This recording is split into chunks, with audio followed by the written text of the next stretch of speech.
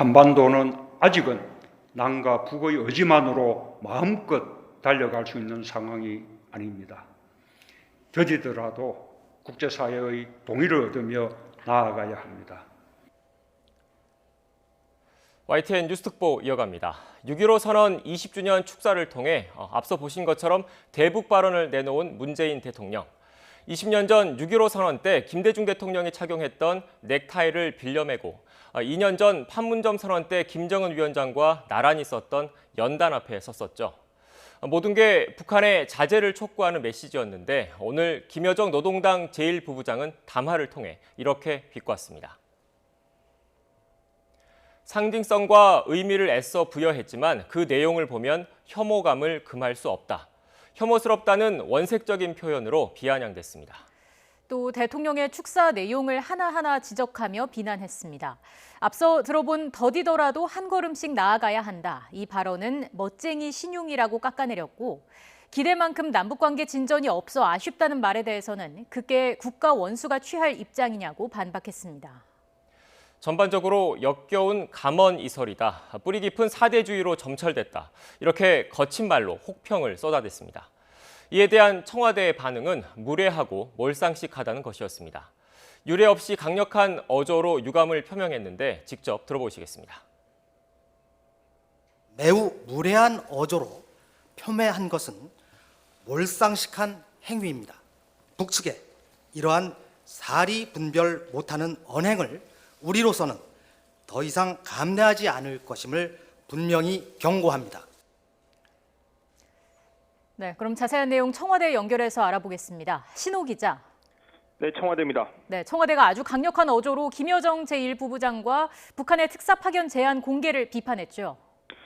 네, 청와대는 오늘 오전 8시 반부터 1시간 반 동안 NSC 긴급 화상회의를 열어서 이 북한의 대남 담화 관련 내용을 분석하고 대응 방안을 논의했습니다. 어제와 오늘 이틀 연속 NSC 회의를 소집한 겁니다. 그 결과를 윤도한 청와대 국민소통수석이 청와대 공식 입장으로 발표했습니다. 윤도한 수석은 이 문재인 대통령의 그제 6.15 20주년 기념사가 남북 관계를 후퇴시켜서는 안 되고 이 남북이 직면한 과제를 소통과 협력으로 풀자는 큰 방향을 제시한 것이었다고 밝혔습니다. 그런데도 김여정 부부장이 이런 취지를 제대로 이해하지 못하고 매우 무례한 어조로 폄훼한 것은 몰상식한 행위라고 비판했습니다. 또 남북 정상 간 쌓은 신뢰를 근본적으로 훼손한 것이라면서 사리 분별 못하는 언행을 더 이상 감내하지 않겠다고 경고했습니다. 이어 우리 측이 현 상황을 타개하기 위해서 대북 특사 파견을 비공개로 제안한 것을 일방적으로 공개한 부분도 강하게 비판했습니다. 전례 없는 비상식적인 행위이고 대북 특사 파견 취지를 의도적으로 왜곡한 처사라며 강한 유감을 표명했습니다. 윤도한 수석 발표 듣겠습니다. 최근 북측의 일련의 언행은 북측에도 전혀 도움이 되지 않을 뿐만 아니라 이로 인해 발생하는 모든 사태의 결과는 전적으로 북측이 책임져야 할 것입니다. 특히 북측은 앞으로 기본적인 예의를 갖추기 바랍니다. 청와대 고위 관계자는 이 문 대통령이 그제 언급한 판문점 선언의 국회 비준 동의도 지금과 같은 상황에서는 무리라고 말했습니다.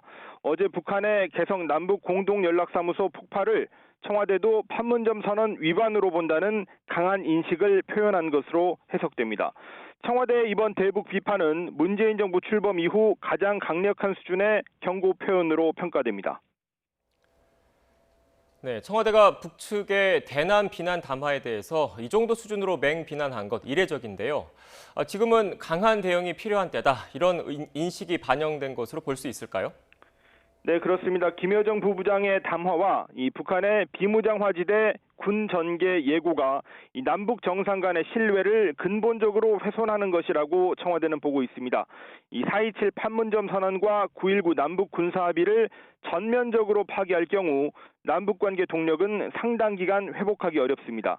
이 청와대의 강경 대응은 북의 추가적인 도발에는 맞대응하겠다는 강력한 경고이고 그리고 정상 간 합의 정신을 무너뜨리지 말라고 선을 그은 것으로 볼 수 있습니다. 그렇지만 북한은 김여정 부부장의 담화로 예고한 조치들을 순서대로 이행하고 있다는 점에서 상황이 바로 진정될 가능성은 크지 않아 보입니다. 상황 반전의 카드가 될 수 있었던 대북 특사나 당국자 회담, 남북 정상회담도 지금으로서는 추진 자체가 상당히 어려워졌습니다. 남북 관계는 앞으로 상당 기간 2018년 초 평창 동계올림픽 이전 수준의 위기 국면을 맞을 수 있다는 그런 우려도 있고, 그리고 지금은 상황을 관리하면서 시간을 버는 방법밖에 없다는 진단도 나오고 있습니다. 지금까지 청와대에서 YTN 신호입니다.